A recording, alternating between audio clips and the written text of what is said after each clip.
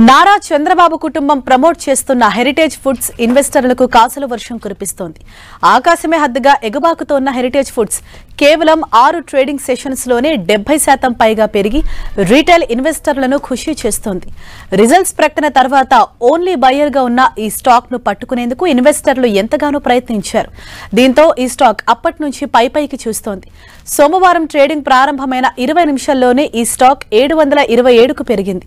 ఆ తర్వాత ఇన్వెస్టర్లు ప్రాఫిట్ బుకింగ్ కు దిగటంతో ఈ స్టాక్ చివరకు 5% పైగా లాభంతో 695 వద్ద ముగిసింది.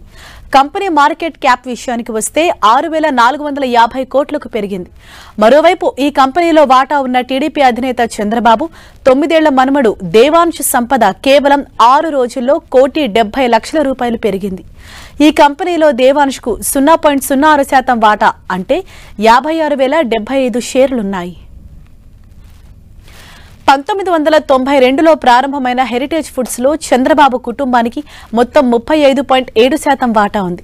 చంద్రబాబు సతీమణి నారా భువనేశ్వరికి ఈ కంపెనీలో 24.37% వాటా, నారా లోకేష్ కు 10.82% వాటా, నారా బ్రాహ్మణికి 0.46% వాటా ఉంది. గత 6 రోజుల్లో చంద్రబాబు కుటుంబానికి మొత్తం చూసుకుంటే 1100 కోట్లకు పైగా సంపద పెరిగింది.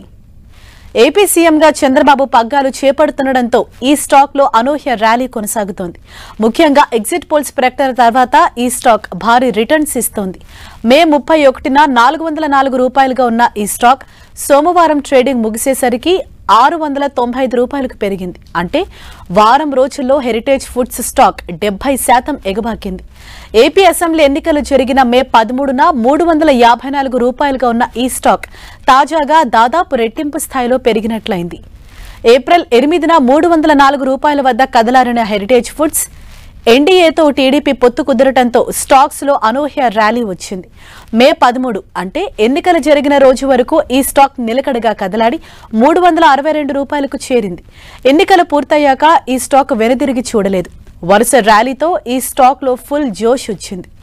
ఇక హెరిటేజ్ ఫుడ్స్ గత ప్రదర్శన చూస్తే 2017 డిసెంబర్లో ఈ స్టాక్ ఆల్ టైమ్ గరిష్ట స్థాయి ₹899కు చేరింది. 2019లో టీడీపీ అధికారం కోల్పోవడంతో ఆ తర్వాత నేలచూపులు చూసింది.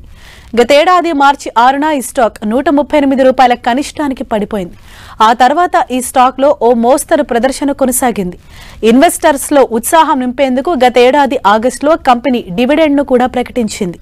ఏపీలో టీడీపీ అధికారంలోకి రావచ్చనే అంచనాలతో గత ఏడాది కాలంలో హెరిటేజ్ ఫుడ్ స్టాక్ 229% పెరిగి ఇన్వెస్టర్లను ఆనందంలో ముంచెత్తింది.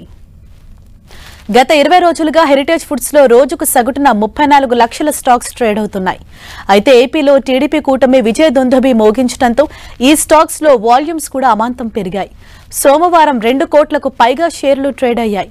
రాబోయే రోజుల్లో ఈ స్టాక్ లో స్ట్రాంగ్ మూమెంటం ఉందని, షార్ట్, మీడియం, లాంగ్ టర్మ్ కోసం ఈ స్టాక్ ను పరిశీలించవచ్చని మార్కెట్ ఎక్స్పర్ట్స్ సూచిస్తున్నారు. అయితే గత త్రైమాసికంలో మ్యూచువల్ ఫండ్ సంస్థలు హెరిటేజ్ ఫుడ్స్ లో తమ వాటాను గణనీయంగా తగ్గించుకోవటం ఈ స్టాక్ బలహీనతగా చెప్పొచ్చని మరికొంతమంది ఎక్స్పర్ట్స్ అభిప్రాయపడుతున్నారు.